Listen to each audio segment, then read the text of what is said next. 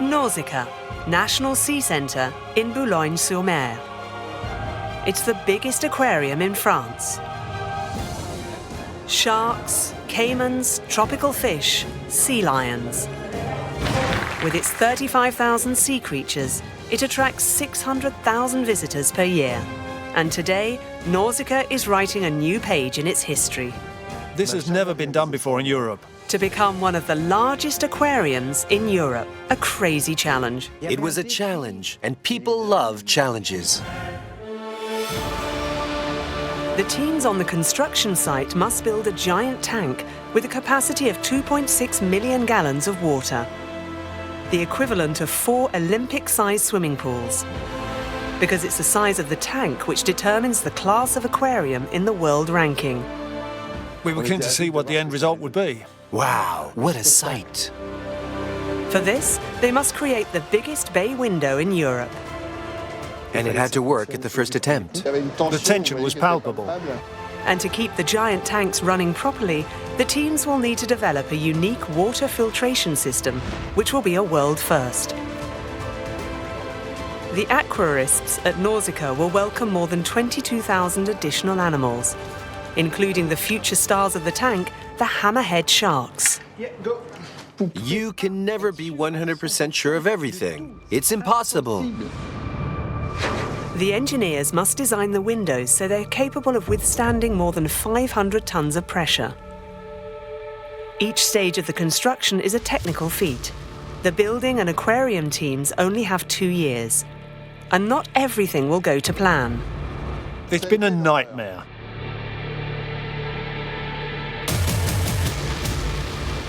Welcome to the biggest aquarium in Europe, a site of challenges.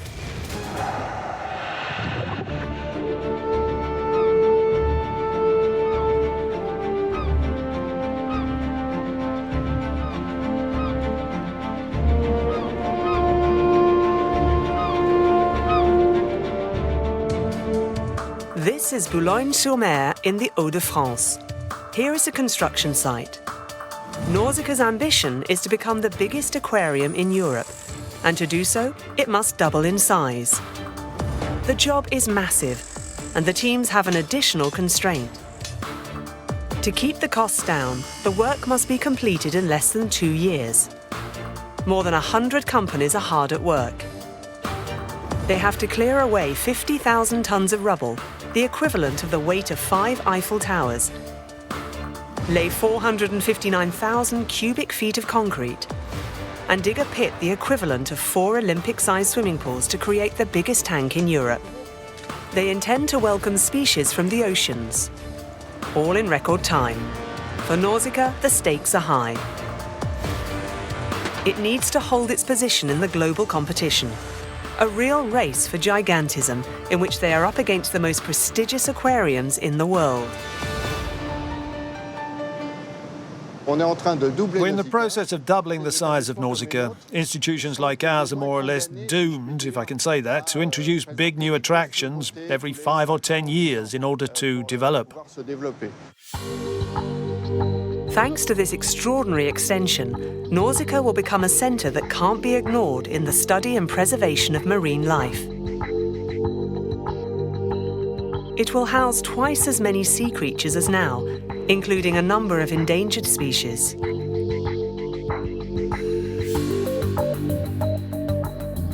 The Nausicaa teams hope this will attract more than 1 million visitors per year to make them aware of the fragility of the oceans. It's only if we manage to attract visitors and transport them to another place that they are going to be interested in what they see. With such ambition, it needed an architectural project of the highest standard. The plans of the building were entrusted to Jacques Rougerie. This former collaborator of Commander Cousteau is the designer of the Sea Orbiter project, a futuristic maritime station dedicated to ocean study. For Nausicaa, the architect designed a totally innovative building.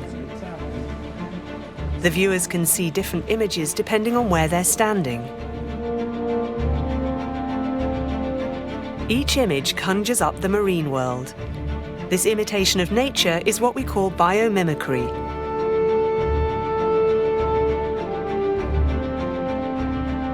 These architectural creations reproduce forms which exist in the natural world. So we see shells, like seashells, without being a seashell. But it could be a stingray with big wings. We don't know, but it's the sea. That's what Leonardo da Vinci did. Biomimicry, understanding the genius of nature, how it adapts. The entire architectural project is a real technical challenge.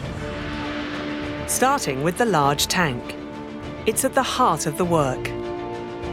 Because it's the size of the tank which determines the classification of the aquarium in the world ranking. To become the biggest in Europe, Nausicaa's tank will have a capacity of 2.6 million gallons of water. A tank of 2.6 million gallons of water is colossal. It's never been done before in Europe. 200 feet long, 115 feet wide, and 26 feet deep. The tank is designed so that the visitors always have the impression of being underwater. The journey starts on a balcony, where they have the unsettling sensation of being plunged into the deep sea amongst the sharks. Enough to give you vertigo. Then they go through an underwater tunnel, 60 feet long, surrounded by 10,000 corals, to arrive at a bay window of more than 1,000 square feet. The biggest in Europe. It gives a view of the reconstruction of the Malpelo Marine Sanctuary in Colombia, the highlight of the show. Classed a World Heritage Site by UNESCO, Malpelo houses hundreds of different species, a paradise for scientists. Mirroring the island, the objective for the future large tank is to become a place of preservation for endangered sea creatures. It's not only showing a large tank which is a piece of the sea. We're showing a tank which is in effect as though it had been dug up from the slope of Malpelo. It will host a number of shoals of fish, batfish, tropical fish, stingrays, and especially hammerhead sharks, an endangered species.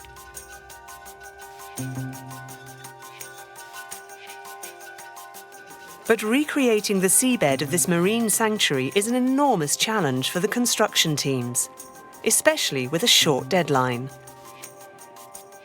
There won't be two tanks or aquariums like this in the world. It's really something special. You can never be 100% sure. It's impossible. You have to accept the unknown. To achieve this feat, the construction teams had to draft a model of the tank in 3D. In this building, there isn't a straight wall and there isn't a straight floor. The only way to achieve our goals and to get to grips with the building and its volumes was to make it in 3D. To create a tank identical to the ocean bed, an entirely digital model has to be created.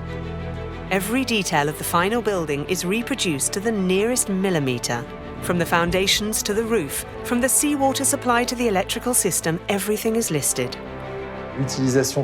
Using this tool was a big help with such a complex geometrical project where we had to work to the millimetre. It's a vital time saver. The teams now have less than 18 months to deliver the aquarium. Whilst waiting for the large tank to be built, in the old Nausicaa buildings, the aquarium and marine zoology specialists are already laying out the new site.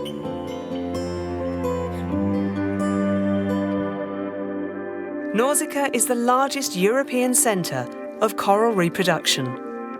It supplies the most important aquariums in the world, an essential role, as if nothing is done, they will have disappeared by 2050. The aquarists take cuttings, in other words, breed more than 70 different species of coral. However, these are not plants that Ludwig is handling, but animals. Basically, the minuscule animals are these little dots that we can see, the little brown dots. These little animals randomly develop. Their structures date back more than several million years, like, for example, the Great Barrier Reef in Australia. The technique of propagation by cuttings is very simple. We're just going to cut a few centimeters of this little branch with secateurs. Once put back in the same conditions, it will continue to develop the way it was before. After a few months, the little bit I've cut will reach this size. But if the technique is simple, it is also delicate. Coral is an extremely fragile animal. The slightest disturbance in its environment can kill it. And Ludwig and his team are in a race against the clock. They have 1 year to breed 10,000 corals, which they'll install on the large tank's walls. There are many of us working on it. It's an intense and relatively important challenge for us. But we'll carry it out. At the same time on the construction site, the teams enter a delicate phase. The large tank's concrete structure has been built. While some of the men lay the epoxy resin, made of a base and a hardener which makes the surface totally waterproof, the other workers are clearing the space to accommodate the biggest bay window in Europe. A 54-ton monster, 69 feet long, 20 feet wide, and 15 inches thick. This monster will have to withstand the pressure of 500 tons exerted by the water of the large tank against the wall. And here's the catch. A bay window of such dimensions is a world first. Only 3 companies worldwide are capable of such a feat, one of which is in Europe, in Italy. The Italians have been fantastic. Let me tell you, at the beginning they were saying, he's a bit crazy, this architect, with his 353,000 cubic feet tank window. They were tearing their hair out. But it was a challenge, and people love challenges. To create such a colossus, it's impossible to use glass. You need a special composite, methacrylate. In other words, plexiglass. More flexible and resistant than glass, methacrylate is the only technical solution to make the windows for Nausicaa's large tank, where not a single wall is straight. The interesting thing with methacrylate is that it's much lighter than glass. It has the ability to warp without breaking. And obviously it offers transparency without distorting the geometry nor the colors that we observe. Above all, methacrylate will be essential considering the presence of the numerous sharks in the large tank. Shark skin is peculiar. It's not made of scales, but of teeth, minute teeth. Simply by approaching the visitor and passing against the window, the shark can cause small scratches.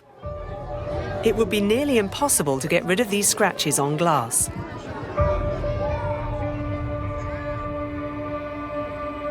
But methacrylate is easily sanded, even underwater, and can get its initial transparency back.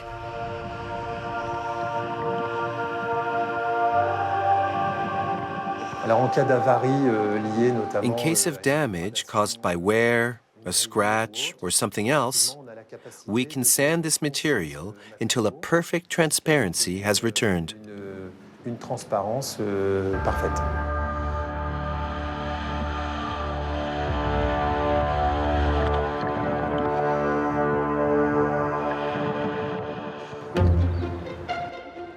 Italy, in the suburbs of Rome. It's a big day for the management of Nausicaa. They're coming to inspect the windows of the future sea centre. To keep to schedule, the Italian company has worked 7 days a week for 1 year on the design of the large bay window and all the other windows of the aquarium. For the Nausicaa management, the quality of the windows is paramount. If they have too many faults, It's the same as this. Will that disappear? the vision of the spectator will be distorted, a disaster for those observing the sea life. So today, the centre's aquarists check each centimetre of the window surface, tracking down any irregularity. There's a little white bit here. It'll take 2 full days to check the huge bay window and the other windows of the aquarium. If you look at the window here, you can see a little irregularity. You can see it from the outside, so you wonder if it could be perceptible to a visitor. I'm not too worried, as after a good sanding, it should be invisible to the eyes of the visitors. They should get that feeling of immersion that this large glass should be giving. But how did the Italian engineers manage to design the biggest European bay window? In reality, the bay is made of 7 giant panels which have been put together in a hermetically sealed hangar. To hold together, the panels have been laid next to each other with some gelled methacrylate in between each partition. Then heated at 140 degrees Fahrenheit for several weeks. The exact time of exposure is a professional secret. In spite of the technical complexity in designing these windows, the supplier has managed to make them within a margin of 1 millimeter of the measurements. So indeed, the end result is extremely positive for the team. Vis-à-vis the head? The quality of the windows is perfect. But one of the biggest challenges is still to come. Transportation of the giant bay window from Italy to the Boulogne-sur-Mer site. The Nausicaa teams have 2 options, by road or by sea. That was a real adventure. We thought about bringing it over by boat. That's not a bad idea, but can be hazardous. So we decided that by road would be less risky. Big mistake. Europe's biggest bay window has just left Rome. And it's on its way to Boulogne-sur-Mer, where it will be installed in Nausicaa's aquarium. It's the middle of winter, and obstacles quickly pile up. Some days it was covering 50 miles, and that was some kind of record. Other days it was stranded. The truck was blocked by the police. Instead of taking 10 days, it took a month because it was caught in snow. The truck was stranded. It's been a nightmare.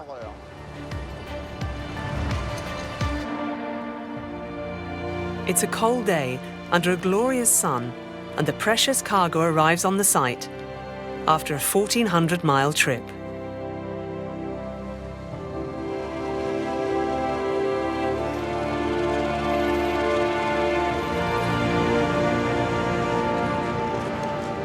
It's an emotional moment because that was a long wait, and it's very symbolic. Relieved by the news, all the teams on the construction site stop working to welcome it. But the respite is short-lived. In a few moments, an extremely delicate operation is about to begin, moving the huge bay window by crane. Everyone's stressed because obviously this is an important event that can't fail. It involves a very special crane that needs extreme precision. It's the most complicated phase since the start of the work. The 54-ton monoblock has to be installed in its definitive place. And for the largest bay window in Europe, the crew have had to call for the largest mobile crane on the continent. There are just 2 of these machines in the European Union. They are the only ones capable of lifting such a weight. The crane operator has no room for error. The crane started up and lifted the window. Clearly, the tension was palpable. At this moment, anything can happen. The biggest mobile crane in Europe is at maximum capacity for lifting. A discrepancy in trajectory, even minimal, and it will be a disaster for the whole site. Everyone holds their breath. We didn't have the option of making any mistakes. It had to work, and at the first attempt. The arrival of this big window above this large tank, its slow descent. Everybody knows exactly what has to be done. Everything has been calculated. Everything has been thought through in relation to the angles of attack. When we make concrete, the unit that's usually worked to is the centimeter. Here we really had to work to the millimeter. The operation is going to take more than 10 hours. 10 hours of worrying for all the construction team. Then the huge bay window is finally installed in the large tank. It's a success.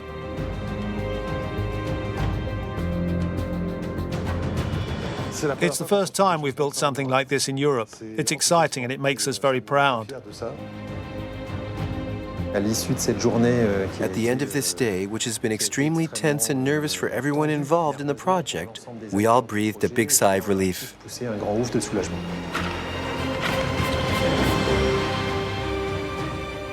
When we place the window, there it is, we have a space ready to receive the water, and that is an important stage. Frankly, we were champing at the bit and we were eager to see what that would bring. It's also a hell of an adventure that we'll never forget.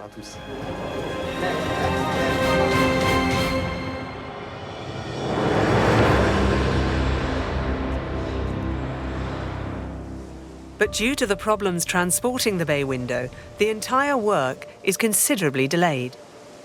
The inauguration will take place in 10 months' time. So that everything is ready in time, it has been necessary to plan certain events years in advance. This is a secure hangar, and its location is kept secret. It's here, out of sight, that scientists at Nausicaa are breeding several rare species. Amongst them, the future star of the aquarium, one of the most enigmatic fish. Oh, look, he's coming. The hammerhead shark. He's really grown. Yes, he's beautiful. He swims really well. Do you remember when we first had him, his size? Yes, he was so small.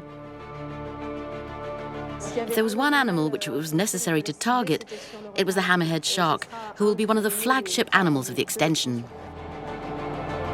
80% of the aquarium's future animals are born in captivity. But for the hammerhead shark, reproduction is more complicated. The star of the aquarium had to be captured in the open sea in 2011.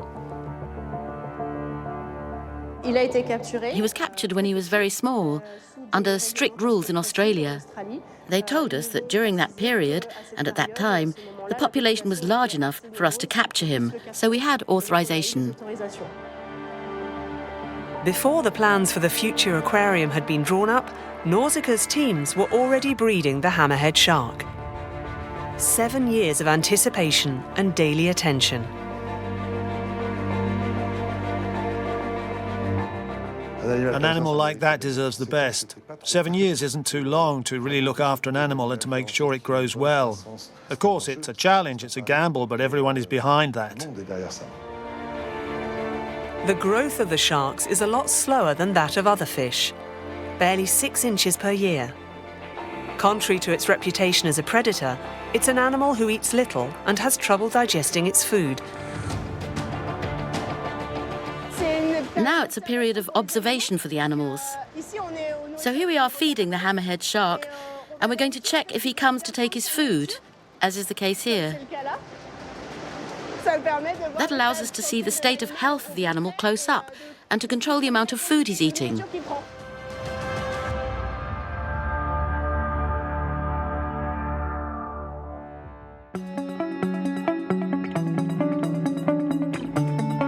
Meanwhile, in Boulogne-sur-Mer, 8 months before the end of the work, the aquarium is taking shape.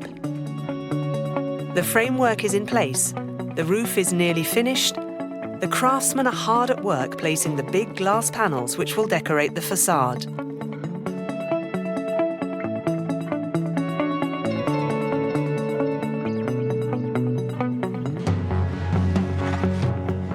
But that's just the tip of the iceberg. The most surprising part of the site is invisible.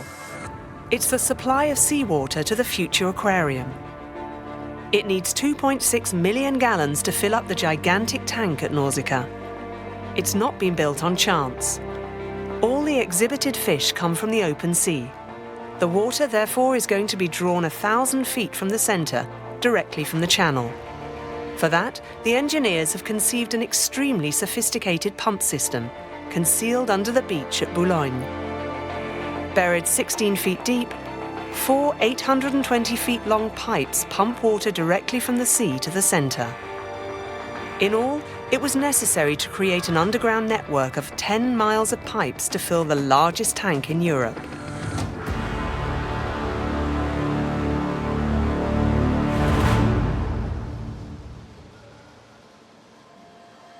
Frédéric Cousin is responsible for the water at Nausicaa.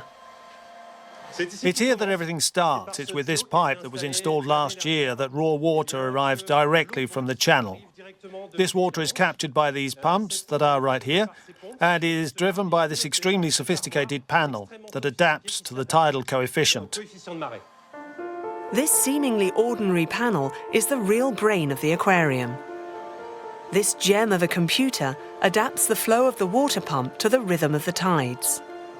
The more the tide rises, the more the system collects a maximum of seawater, which is swallowed up by the huge network of underground pipes. The filling of the large tank is going to start in a few hours.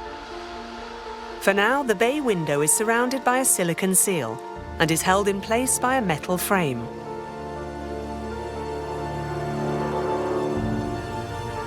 Once the tank is filled, the pressure of the water, 500 tons strong, is going to push the huge bay window into the wall.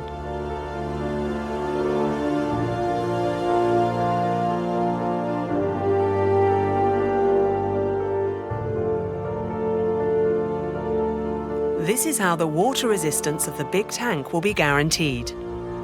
Then the divers will retrieve these metallic wedges, the assembly joints, which until now have been supporting the 54-ton bay window. Despite its size, the bay window alone cannot take the pressure. To relieve it, the observation room's ceiling is exceptionally thick. The engineers have designed a concrete slab more than 3 feet thick. It can support the weight of at least 3 army tanks. It is this thick simply because it takes the buoyancy exerted by the water on the big bay window. Here we're obviously talking several dozen tons of buoyancy, which are transmitted through the floor, which in fact works as a flat girder.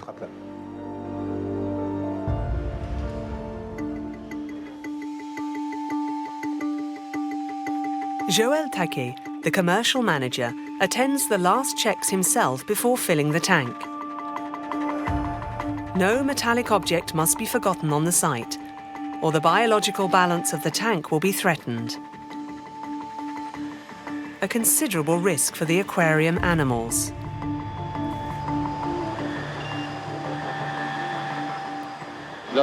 I'm looking for the last pieces of metal which could be in the tank.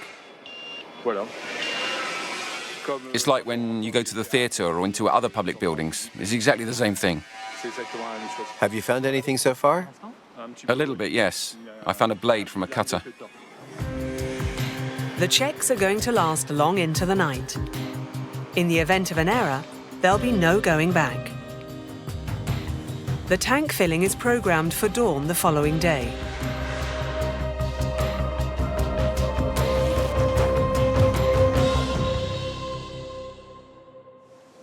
It's D-Day.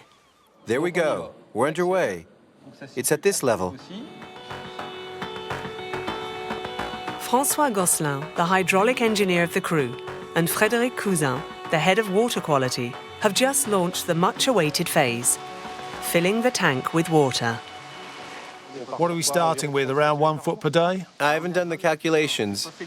Surprisingly, the 2.6 million gallons of water necessary to fill the large tank are going to pour out of this little pipe. And for a good reason. The filling up only takes place once in the life of the aquarium. So to reduce the costs, the team use an existing pipe. This little pipe is planned to replace the 3% of water which will evaporate every day from the large tank, due to the effect of the heat of the place. The filling of the tank marks the end of the structural side of this monumental work.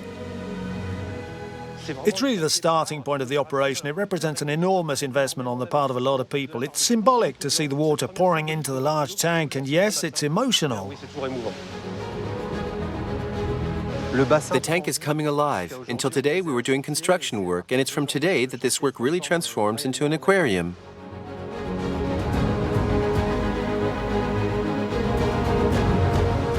Every day, the tank fills up with 12 inches of water.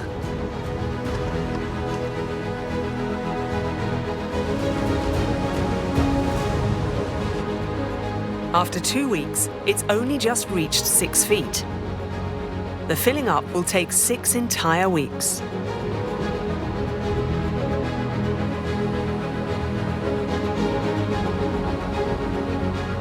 Then one morning, a formidable 2.6 million gallons of seawater. Here is the largest tank in Europe.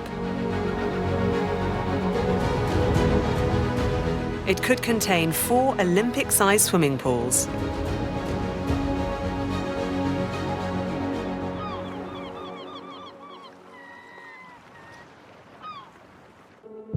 It's just 6 months away from opening. The teams are getting on with catching up on lost time caused by the bay window.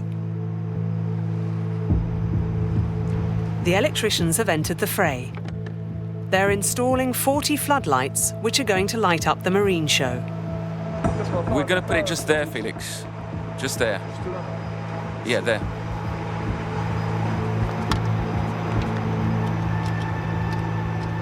But there remains one decisive stage. Right, it's detached. Checking the quality of the water and that it's well oxygenated.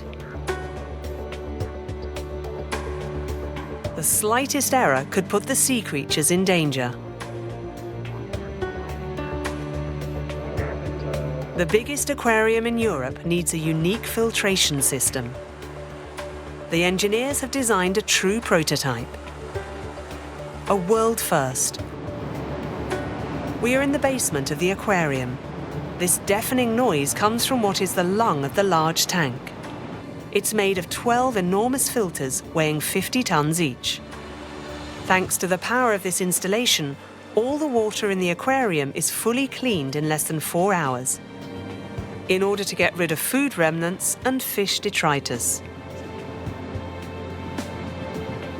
A true technological feat. The installation is of exceptional size as it's on one of the largest existing installations in the world, and the largest installation in Europe. So in these 12 filters, we find a total of 200 tons of sand, which will allow the water filtration. The reading says 4,800 cubic feet. Inside the filters, we find 4 different layers of sand. Each layer has a specific grain size to fix the different particles in suspension. It's this system which ensures the filtration. And to avoid all risks, the engineers have designed a reserve of water of 7,000 cubic feet, which allows the sea centre to be autonomous for several weeks in case of oil spills or other ecological disasters.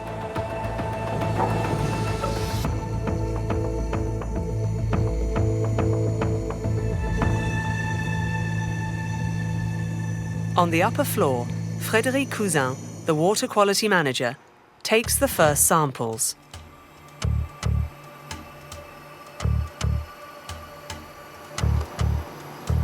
The slightest physiochemical imbalance could cause thousands of animals to die. We're checking all the physics parameters, temperature and oxygen. Then we check the chemical parameters, ammoniac, nitrates, nitrites, phosphates.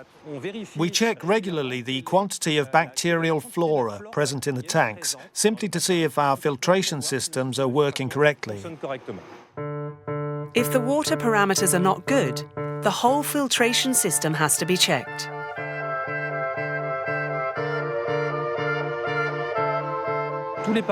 All the chemical parameters which have been checked out are excellent, the physics parameters also. I think that we can be extremely confident for the next stage of the whole operation. The operation's a success. What do you have in your little box? These are the big ones that I brought for you. Nausicaa's aquarists can finally place the first corals in the large tank. Their objective was to produce 10,000 in less than a year. A considerable challenge. Even for Nausicaa, the first coral producer in Europe. It's a challenge that we overcame. At the beginning, we certainly had concerns, but through our know-how, our experience of all the techniques, we made it, so it's great. With the installation of the first corals, the aquarium reaches an important stage. Setting up the corals is, for us, the beginning of the installation process of the animals. This is the smallest one, and not the most impressive of the tanks, but it will indicate to us if the tank is totally ready for the big animals. But before inserting the corals, the divers must prepare the tank's walls.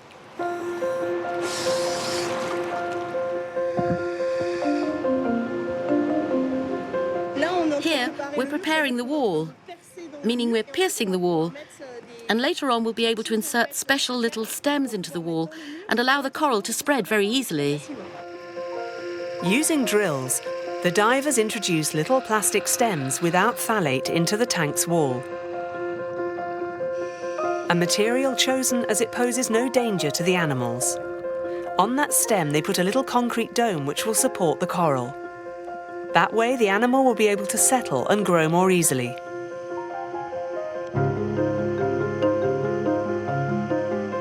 From inside the underwater tunnel, Ludwig controls the divers.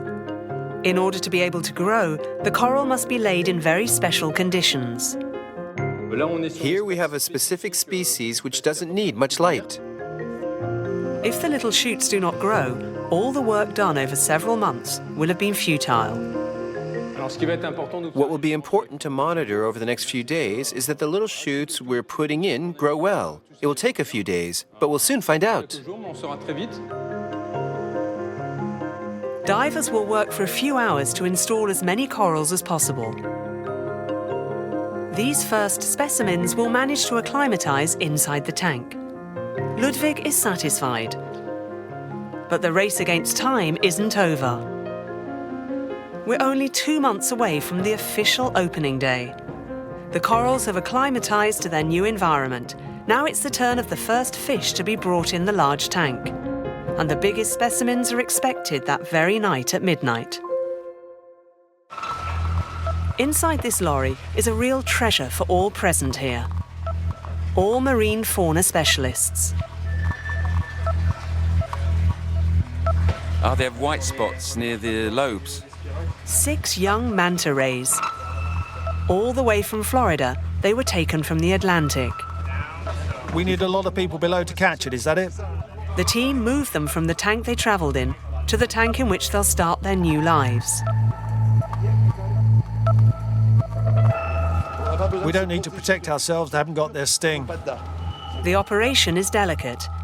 It has to be quick for the ray to stay as little time as possible inside the landing net. With the water inside the bag, their oxygen supply will only last a few minutes, and the animals might get stressed. The teams run the 100 meters separating the truck from the tank.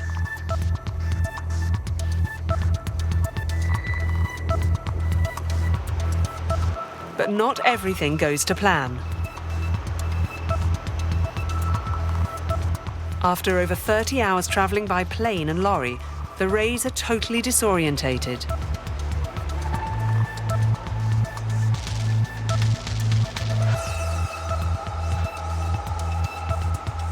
They're banging into the wall. Stéphane Hénard, the aquarist in charge, is worried. Minutes pass. And finally... That's it, there she goes.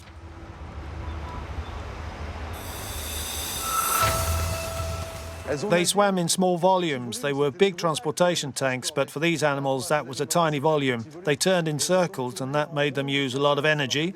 Now they need to get some back.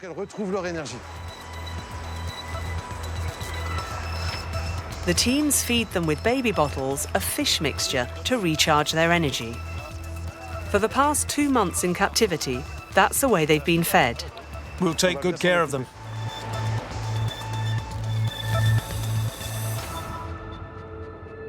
For these rays and these Sea World fanatics, this is the start of a new adventure.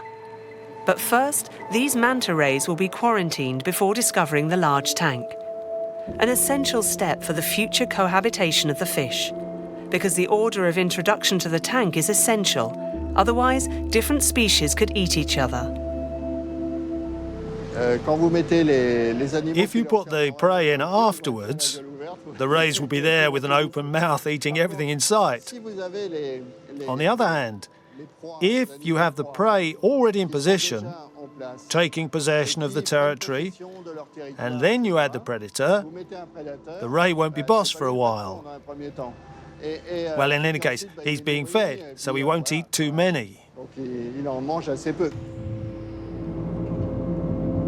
The major ingredient for a good cohabitation between all these animals is to eat at the right time, at regular intervals, and in good quantities.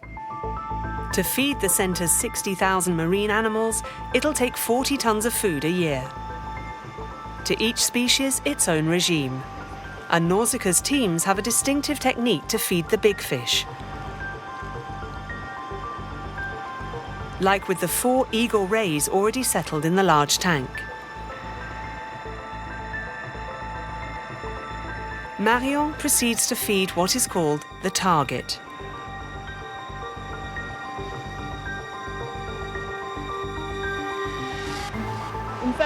One way to feed is with training. The target is this cross sign. Then the rays are going to know this sign in the water and they're going to come. Below the target we can see the treat, that's to say the food. Therefore they associate the target with the food.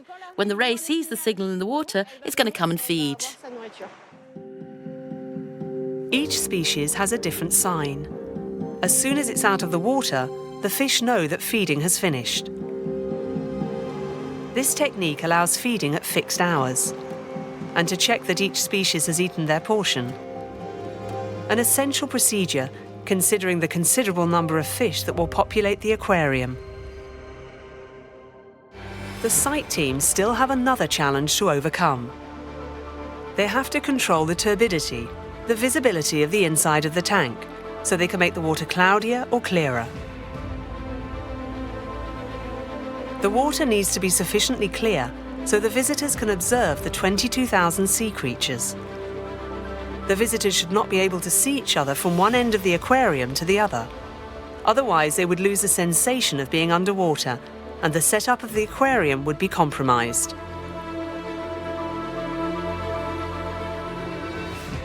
We're going to see the animals come out of nowhere, as you see them coming out of the blue in the oceans. What we've asked the engineers is that they don't have a visibility greater than 56 feet. They mustn't be able to see the wall on the other side, so it's a real challenge and very complicated to ask engineers not to do so good a job. Taking into account the dimensions of the large tank, the engineers have worked out that a visibility of more than 50 feet is needed to enjoy the aquarium without seeing the other visitors. Right now, the water in the tank is very clear. So to reach this goal, the technicians are going to make it cloudy by slowing down the aquarium's filters. Thanks to the speed variator, we're going to slow down the passage of water through the mechanical filters to slow down the filtration.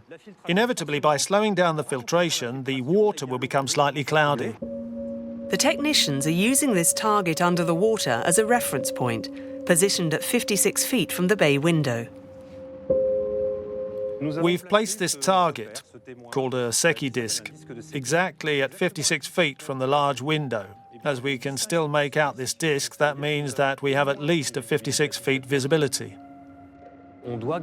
We need to keep this appearance of mystery, As you can see, when the animals are here, particularly the big ones like sharks, as soon as they come out from the shadows into the light, that will create an extremely impressive sight, as you won't see them coming.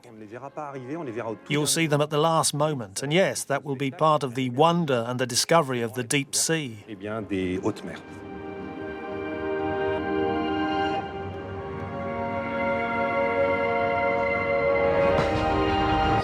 And the rarest species will arrive in a few hours.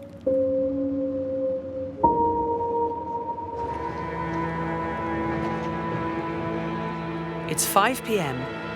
It's now 3 weeks from opening. An articulated lorry has just arrived. That was a good one. And inside the lorry, the centre's future stars. 3-month-old baby hammerhead sharks. They've been taken from a lagoon in Australia, with special authorization from the local government. They're so cute. It's great. Pleasing, isn't it? This is a species in real danger of extinction.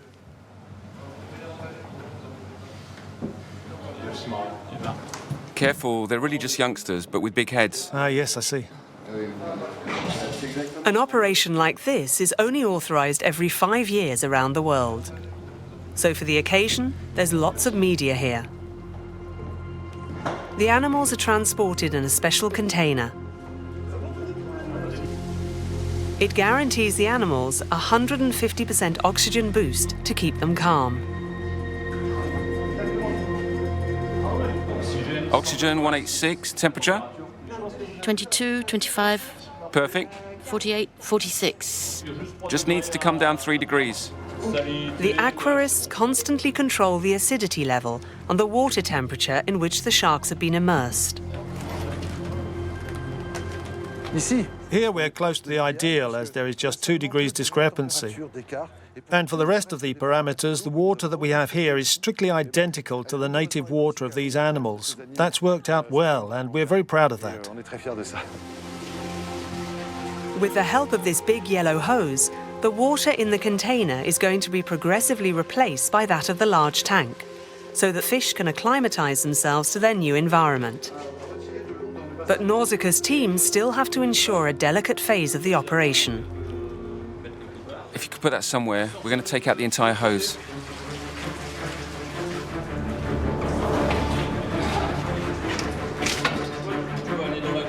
The transportation of these animals from the container to the tank. Sharks do not have a skeleton, nor bones to protect their ribcage. The slightest shock during transportation, or even a simple mishandling, could seriously injure them.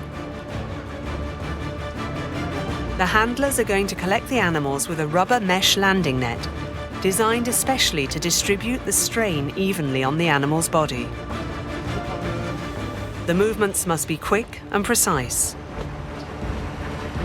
They take them to the quarantine tank, where the animals will be closely monitored for a few days. If their acclimatization goes according to plan, they will join the largest tank in Europe.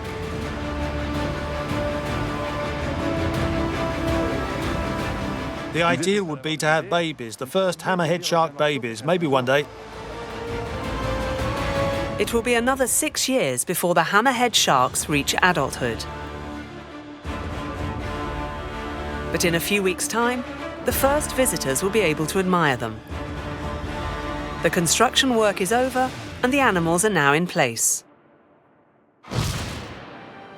The construction teams and the teams at Nausicaa have managed to pull off a mad gamble, transforming the biggest aquarium in France into the biggest in Europe. A veritable feat. The construction is finished 1.5 months early. Thanks to their relentless work, Nausicaa has now 85 aquariums, which contain in total over 4.5 million gallons of water. The amount of sea creatures has doubled with the work. Nausicaa now houses 60,000 residents. Above all, it has entered the top 5 aquariums in the world. Its future in the international rankings is guaranteed for many years.